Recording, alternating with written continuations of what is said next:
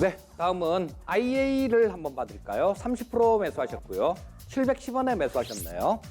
차량용 반도체 보고 장투 중인데 너무 지지부진하네요. 그런 말씀을 해주셨습니다. 자, 뭐 차량용 반도체가 맞긴 맞죠. 이 차량용 MCU를 만드는 회사인데 또 MCU가 마이크로 컨트롤러 유닛을 얘기하는 거죠. 어떤 그 반도체 칩 안에 뭐 정말 작은 마이크로 칩을 얘기하는 건데요. 뭐 이런 좀 핵심 두뇌 역할 이런 것들을 하는 그런 칩을 얘기하는 거죠. 자, 근데 이게 IA 같은 경우는 32비트 저 MCU를 현대기아차에 좀 납품을 하고 있습니다. 자, 근데 이게 납품을 한 지가 꽤 오래됐어요. 꽤 오래됐는데 자, 뭐 그리고 저런 것들 이 실적 부분이 좀 그렇게 납품을 하고 그 물량들도 이렇게 늘어나고 그런 상황이다라면 실적 부분들이 조금씩 이렇게 좋아져야 되는 게 정상이지 않습니까? 그런데 이게 2016년도 그때도 좀 납품을 하고 있었습니다.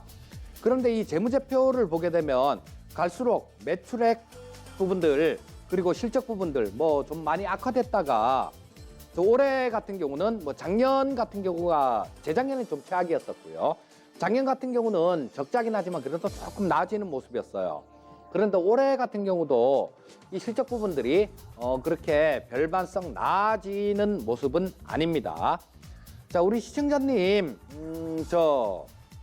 이거를 차량용 반도체를 보고 장기 투자 중인데 너무 지지부진하다고 그런 말씀을 해주셨는데요.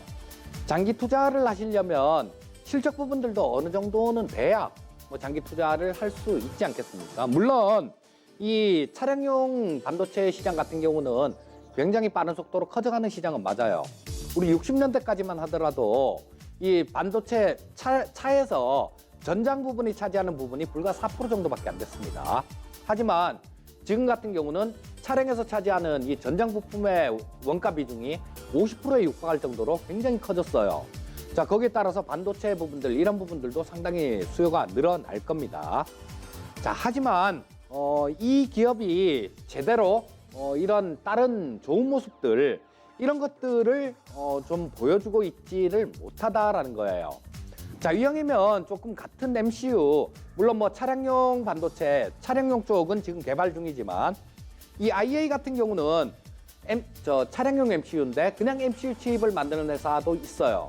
뭐 대표적인 게 어버브 반도체 같은 것들 이런 것들은 뭐 가전제품에 들어가는 부분들 이런 것들을 좀 만드는 그런 회사죠. 자, 그런 것들은 일단 실적 부분들도 좀 나타나고 그렇기 때문에 좀 이 움직일 때 보면요 이 IA보다는 훨씬 좀 탄력 있는 움직임이 나타나요. 자, 지금 이 IA가 매일 적자를 내고 그러고 있는데 자, 이 IA는 시가총액이 1374억 정도가 됩니다. 하지만 어버브 반도체 같은 경우는 지금 시가총액이 1000억 약간 넘는 수준이에요. 1074억 정도 나오는데 요 종목 같은 경우는 뭐 올해도 작년보다는 조금 줄 것 같은데 올해도 마찬가지 흑자 기조를 계속 유지를 하고 있습니다. 자, 분명히 좀 우리가 생각을 해봐야 될 게 장기 투자다. 그런데 그 업황의 미래만 보고 그냥 갈 수는 없다라는 겁니다. 뭐 그러다가 회사에 있는 돈, 뭐 이 회사가 그렇다라는 얘기는 아니에요. 이 회사가 그렇다라는 얘기는 아니지만 계속 적자를 내다 보면 회사도 조금 어려워질 수도 있는 거니까 장기 투자시라니까 제가 말씀을 드리는 겁니다. 장기 투자시라면 IA보다는 어버브 반도체로 조금 좀 갈아타셔갖고 요거도 MCU 칩을 만드는 회사예요. 그리고 차량용 반도체도 차량용 MCU 칩도 지금 개발을 하고 있는 중이고요.